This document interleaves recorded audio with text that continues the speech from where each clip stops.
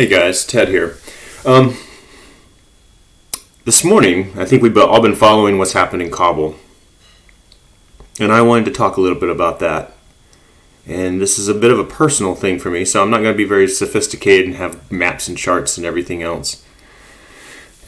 But I want to talk a little bit about the wider implications of events in Afghanistan. And I think that it's wise to not cast too much blame right now. I happen to have, Afghanistan, pretty much events there, events with Al-Qaeda. They certainly, for many people of my generation, and I know for myself, that those things definitely were the predominant concern during my military career. And so I was in Afghanistan twice, in 2005 and then again in 2019. I happen to actually know many of the people who've made these policies. I know them personally. I spent time with them. I helped them get from here to there. I had input into some of those activities and some of those operations. And so I want to be very careful about how I discuss those things for matters of security. But also, one thing I've learned is that I think people try to do their very best. They may have different approaches, and people make mistakes. I will be very upfront and tell you that I think that our withdrawal from Afghanistan, it just, without conditions, this, hey, we're done, we're leaving, it was a mistake, is a mistake. And it was unnecessary. We had roughly, 2,800, maybe 3,000 troops in Afghanistan. And I know that the Trump administration, that was always a conditions-based withdrawal of U.S. forces, predicated on the Taliban entering into a political settlement with the Afghan government. That would have given us this baseline stability. And then again, it was also conditioned upon the fact that the United States would maintain a robust capability to prevent the resurgence of any type of terrorist activity emanating from Afghanistan. People may wonder, well, why do we have to be in Afghanistan? Well, we have to be in Afghanistan for the same reason we're in places like Niger, same reason we're in places like Africa. Because if we don't address it there, we have to deal with it here. Why are we in Africa? Well, back in 2009, 2010, some of you may remember there was a man who tried to blow up a Northwest Airlines flight, I believe over the Midwest, with a shoe bomb. Or he had a bomb in his underwear. He came from Africa. That's why we have to be in Africa. Why were we in Afghanistan? Just enough to demonstrate political will that we're involved. And also to maintain some type of capability so that if and when necessary, we can unilaterally or however we want to do it, in partnership with others, eliminate the resurgence of terrorism. And that's been lost. There's no conditions-based withdrawal here. But I want to talk a little bit about the wider implications. Those are very kind of tactical, operational. But there's a bigger picture here that our leadership has, and I mean this, both Republicans and Democrats, media people, academics, zero, have really expressed to the American people and explained to them, this is why you need to be in Afghanistan. This is why this small investment has wider implications. 2,800 American troops. Let's just say that was the number in Afghanistan back, say, around May or so. There are 28,000 American troops in South Korea. And that's a low number, historically. We've had American troops in South Korea since 1945. Everybody says Afghanistan is the longest war America's ever fought. No, it's not. We didn't conclude a peace treaty with North Korea or China. That's an armistice. And we've maintained troops in Korea since then. 10 times the number of troops we have in Afghanistan, or had in Afghanistan. There are almost twice as many people on a deployed American aircraft carrier than there were in Afghanistan. We had not suffered a casualty in Afghanistan in more than, a year? The risk was very low. The investment was very small. But what it did was it bought time. It was an expression of our political support for a reintegration or just a modicum of stability. Governance good enough with the face of the Afghans. Listen, I'm no stranger to Afghanistan. I've been there twice. I read on it. I know Afghans. I actually talked to Afghans. I'm going to tell you a few stories here really quick about Afghanistan. Back in 2005, I was riding around in an unarmored vehicle in Kabul. And I was talking to one of our interpreters. And it was at night. And I asked him, I said, are we welcome here? And because anybody who studies Afghan history knows that, Afghanistan is not one of those places where you go and you force your way in and you stay indefinitely. You are there by the welcome of the Afghan people. And when I say Afghan people, understand, Afghanistan is not really a country like we understand it. It is tribal, it is clannish, it is isolated, it's Uzbeks, Tajiks, it's Hazaras, it's 40% Pashtun. And if you're on this side of the Durand line, you're a Pashtun. If you're on that side of the Durand line in Pakistan, you're a Pathan. It's a very complex place. It is not a nation state like we understand. There's no tradition of central governance. And anybody who thinks we can enforce that or impose that or model that into Afghanistan, that's pure folly. But I asked him, I said, are we welcome here? And he asked me, he said, how many troops? He said, first of all, I guess, how big is Afghanistan? And at that time, the estimate we had was about 26 million. I don't think they've been accurate census numbers or anything like that since then, since the Taliban took over in 96. And I said, 26 million, that's the estimate. And he said, how many troops do we have here? And at that time, I think we had about 45,000 U.S. and NATO. And I said, 45,000.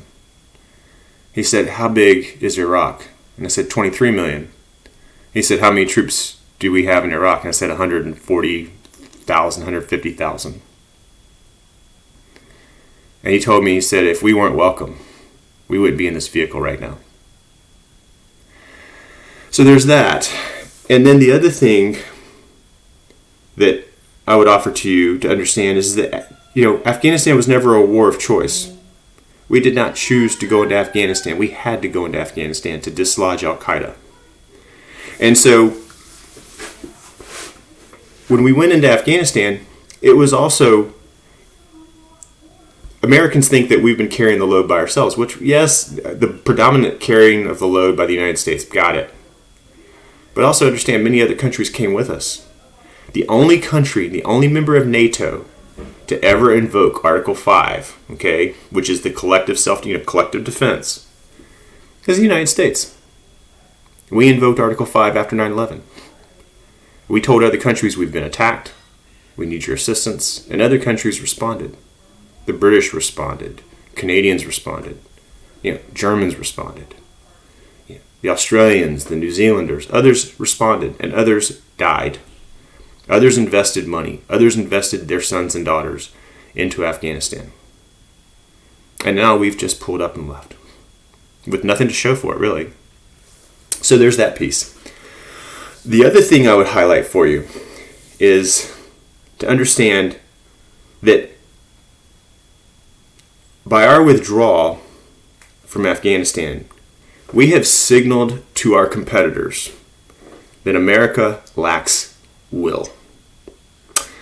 If I'm the Chinese, I welcome the American withdrawal from Afghanistan. This has strengthened the hand of the Chinese, and I'll tell you why. I saw an article recently where the Chinese have said they'll recognize the Taliban.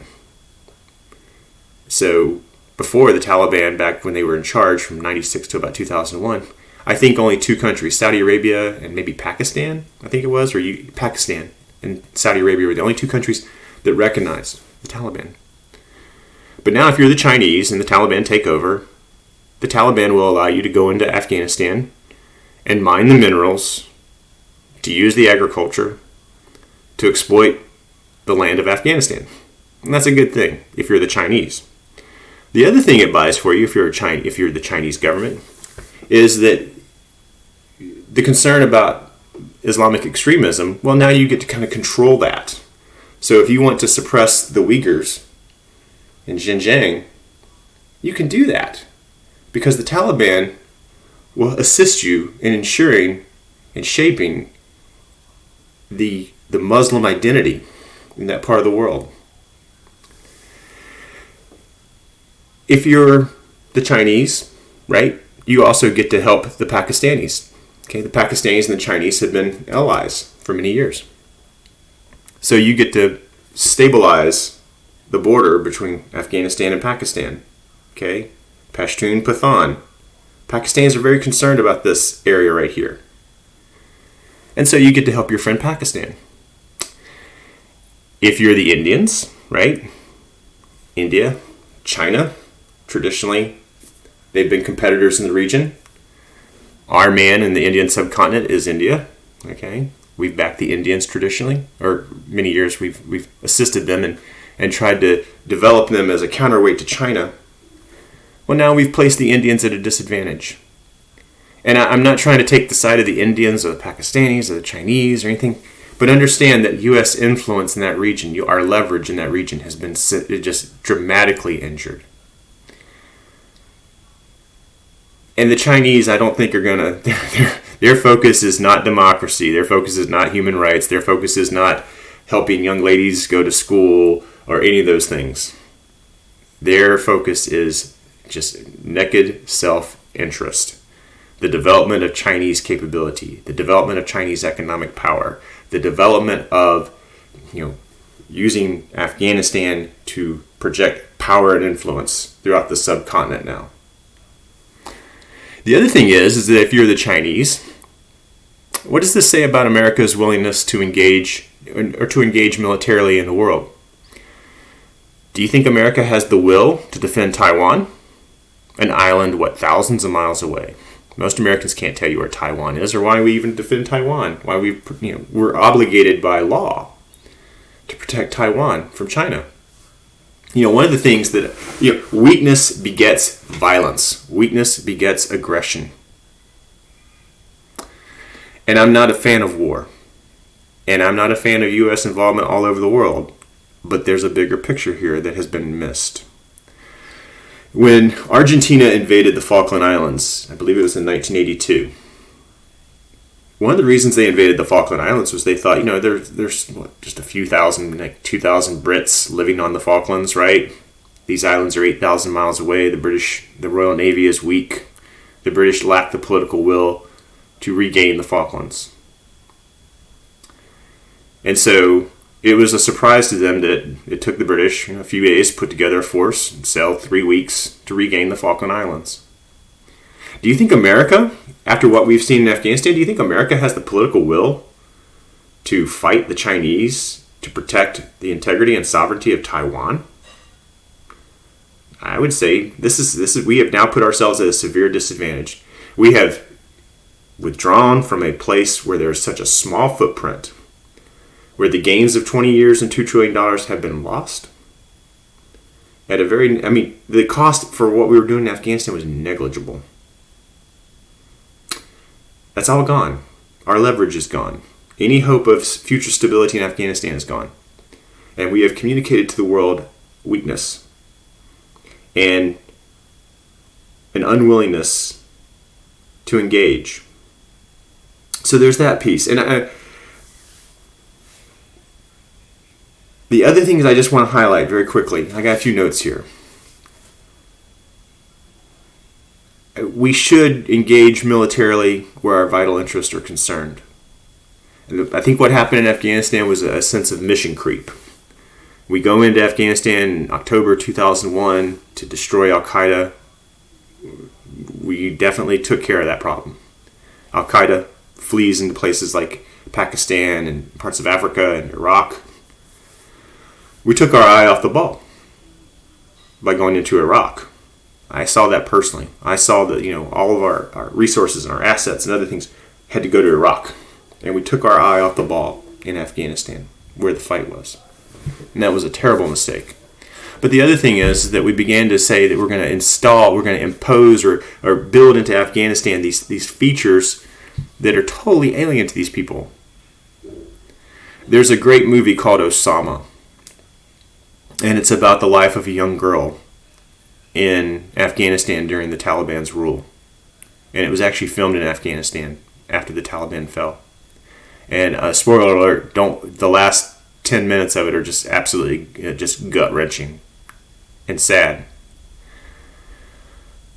That's where Afghanistan is now going.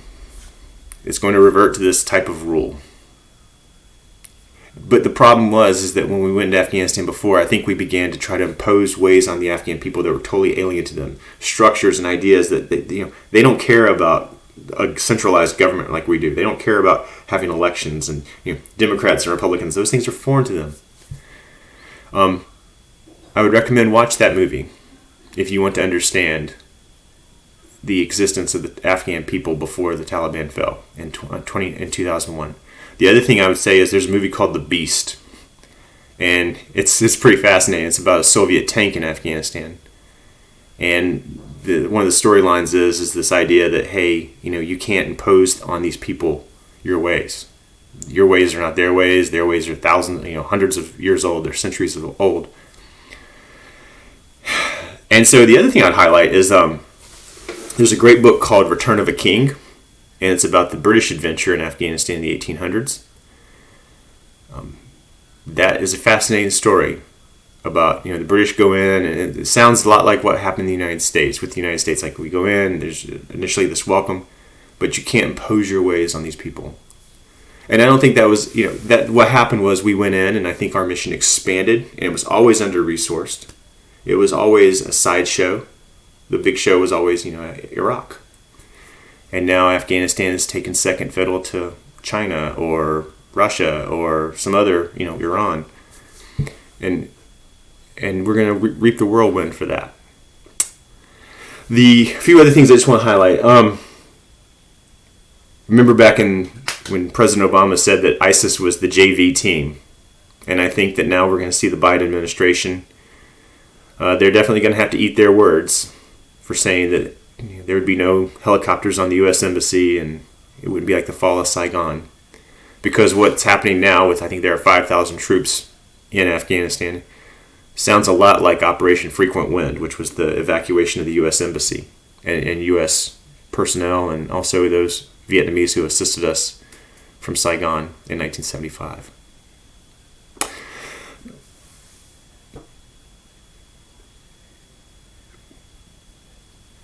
This was a mistake.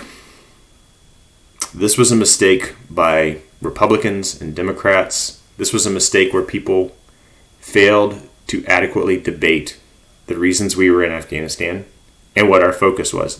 What was the strategy? The goalpost always moved. The plan changed.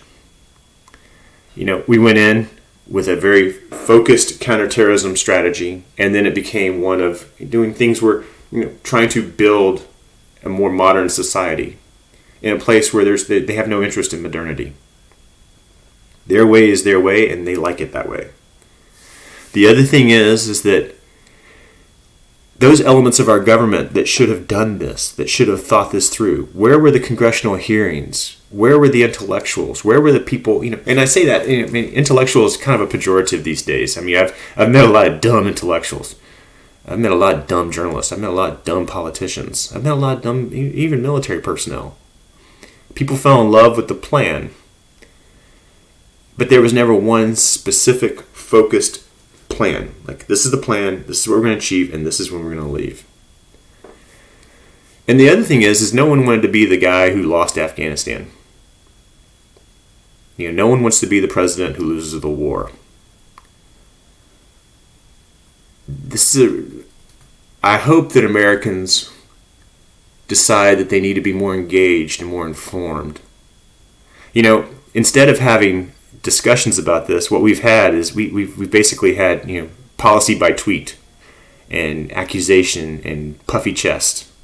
I find it interesting that many of the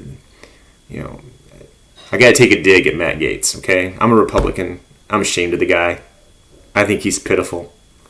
He talks tough, and then, if you're such a tough guy, Matt, pick up a gun, join the military, I saw that he tweeted some stuff about Afghanistan, and it's like, no, I was there twice.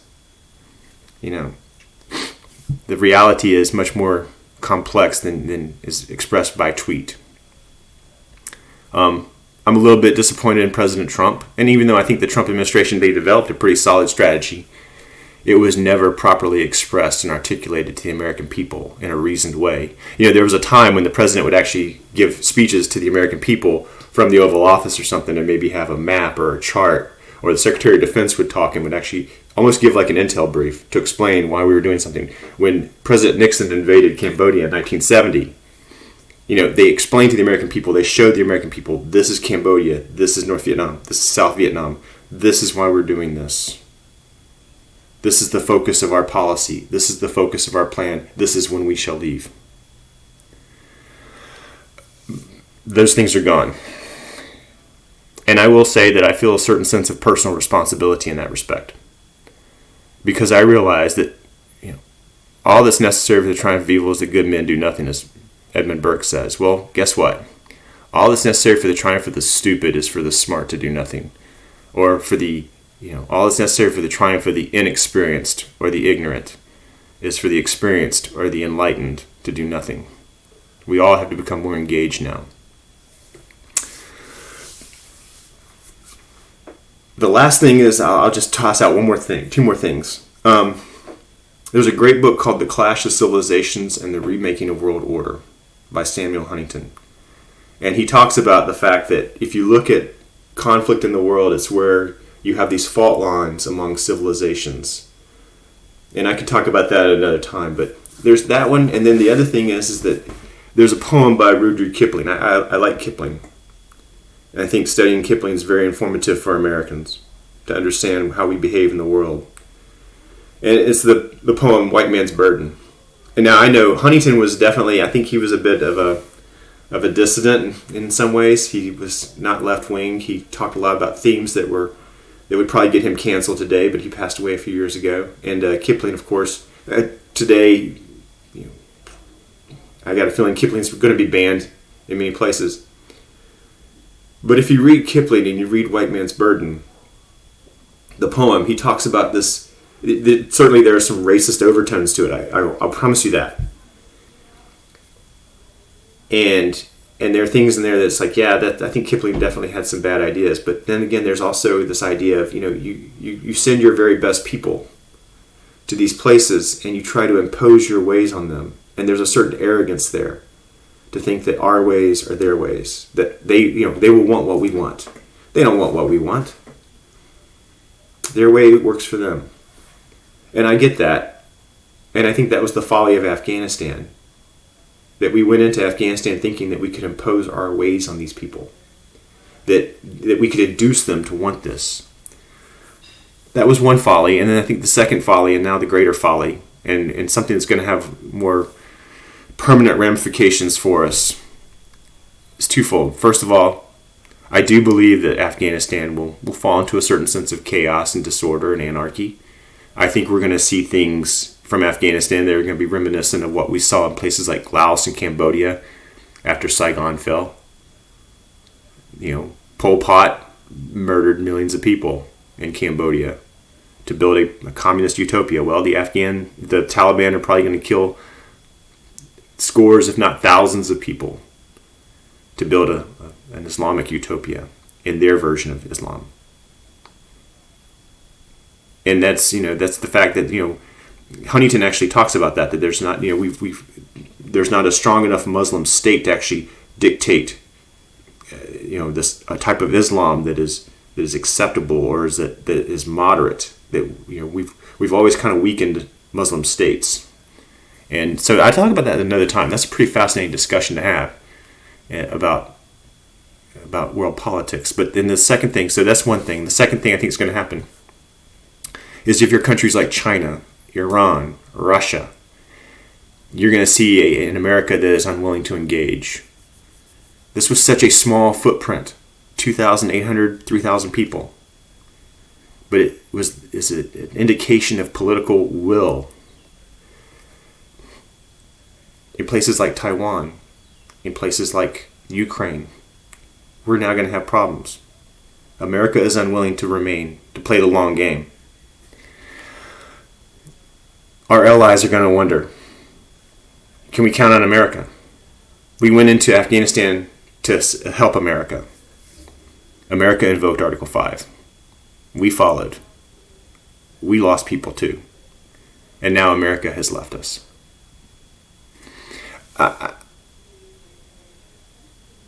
It's complex. I think everyone gave it his or her best try. I certainly saw some of the most awesome people, the best patriots, and there were good Afghans, and there were some bad Afghans, and there were some great foreign personnel, and there were some foreign personnel who just were kind of there, careers. And they were the same on America's side. But I think that for the most part, a lot of really great people pursuing policies that were poorly conceived in some ways and poorly debated. But I think towards the end, I think there was a certain sense of reality that, hey, this is how it's got to be. And I think the Biden administration has abandoned that. This is a necessary catastrophe. And I think, I'll just say this is the last thing. Dean Rusk was the Secretary of State during the Vietnam War. He was with the Kennedy administration and the Johnson administration. And it's just a quote that just came to my mind. I remember him saying one time that the fault in Vietnam was this, with the Vietnam War, was he overestimated the patience of the North Vietnamese, and he underestimated the patience of the American people. For us to sustain a policy or a stance in the world, we need leaders who can articulate the reasons why in the big picture. And that's what bothers me about Afghanistan. And that's what bothers me about just the state of our politics today, is that we are no longer expressing and explaining the big picture.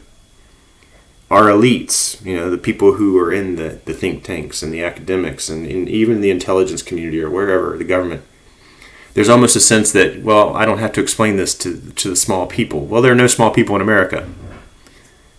The average American's a pretty sophisticated man or woman. But we need leaders who can explain these things in the big pictures to ensure that Americans are willing to invest their blood and their treasure. I served in Afghanistan thinking that I could do this so that my sons wouldn't have to serve in Afghanistan. And today I feel a certain sense of sadness. I look at my boys in a different way today. It may not be Afghanistan, but where will it be now? So, if you guys like this video, please let me know. If you want, I'd be glad to talk about Huntington and some other things. Just send me a note.